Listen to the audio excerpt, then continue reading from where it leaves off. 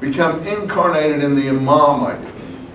Because the idea was that, not in normative Christianity, not Pauline Christianity, but in these sectarian Christianities, Christ was like a Buddha. He would be incarnated in any generation, any given person. It's in the literature.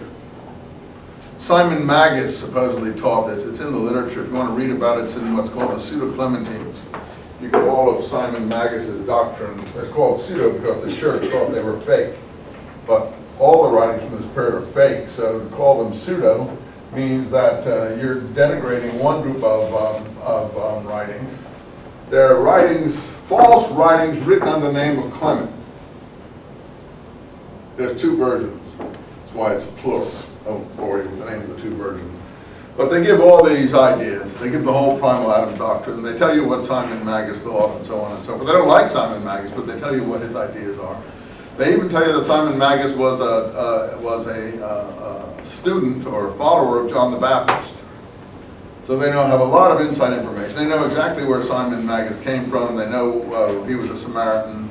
They know where he was born, whereas our Gospels only know that Peter and Philip confront Simon Magus in Samaria. They don't tell us that Simon Magus was born in Samaria. But the reason for that is that they know that he was born in Samaria, so they present the confrontations there, but they don't give us that information. So the Pseudo-Clementines give us more information in this regard than the book of Acts, for instance. So in any case, they're called pseudo because they're written in the name of Clement. Clement was the first pope in Rome after Peter. And as it turns out, Clement was a Roman nobleman who met Peter in Rome, came back to Palestine with him, according to these documents, and saw the early church in operation. So this is a kind of opposition to Acts from the Ebionite point of view. And of course contradicts the regular Acts on almost every point. And the main point that it contradicts the regular Acts is that James is the leader of the early church. That becomes clear in Acts by about chapter 15, but Acts doesn't tell us that any earlier than that.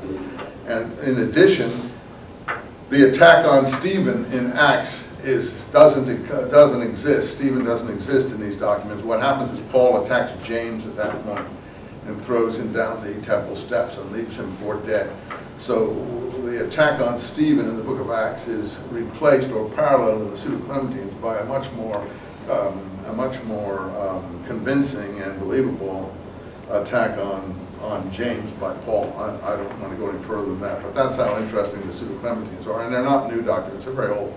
But of course they're pseudo in the church because they don't go according to early church doctrine, and they think that Paul is the Antichrist. And I happen to think that they're probably correct on that particular score, but that's my own personal view. It's nothing, you don't have to accept that. But in these documents, as I say, Paul is the Antichrist, and I didn't write them, they're written in the 2nd century. All these materials about the primal Adam and so on are laid out, and you can get an idea of what these groups were believing, and there they tell about the primal Adam putting on new bodies in every generation. Starts with Adam, and then Adam becomes a new person in every generation and puts on flesh, and in every generation there's a new Adam and so on. Well, that's the Imam idea. That's the Imam idea. That's it. And that's where they got it from, I'm sure, but I can't prove it. I'm just sure it's not provable, but I'm sure that's where they got it from. So normative Muslims are right probably to be concerned about this, because it's not something that I'm sure Muhammad taught, but it is something was endemic in the areas of Syria and Iraq that they went into, and they would have come into very deep contact with. Okay, that's my lecture on the Imam idea. The Imam, now in the Pseudo-Clementines, one of the teachers of this doctrine is Simon Magus, but there are other teachers of it too. And the Pseudo-Clementines just assume it is true. They imply it comes from John the Baptist. Now the groups, of course, in Syria and in Iraq that we know exist, as I told you, are John the Baptist groups. They've forgotten a lot of these ideas, but they are John the Baptist groups, and as I said, they still exist in southern Iraq today. They're not liked by either the Shiites or the Sunnis. They follow John the Baptist. They bathe. They wear white. They lay on hands. They have priests called Nazareans. There's not many left. They lived in the marshes down by the mouth of the Tigris River. And our friend Saddam Hussein drained the marshes. So he drained their habitat, destroyed their lifestyle.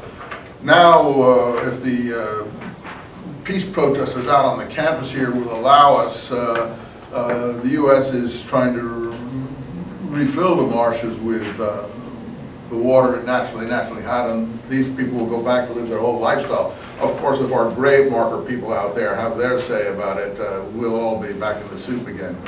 When I was out there today, I said, hey folks, what are these markers for? Oh, this is Arlington National Cemetery West. I said, oh, okay, you're commemorating Arlington National Cemetery. Yeah, we are. I said, well, what else are they supposed to represent? Oh, well, they're all the U.S. casualties in Iraq. I said, oh, so this is an anti-war demonstration, right? I said, it's a peace demonstration. I said, oh, well, that's good. I said, why don't you have some markers for the 60, 100, 150, 200,000 people Saddam Hussein butchered?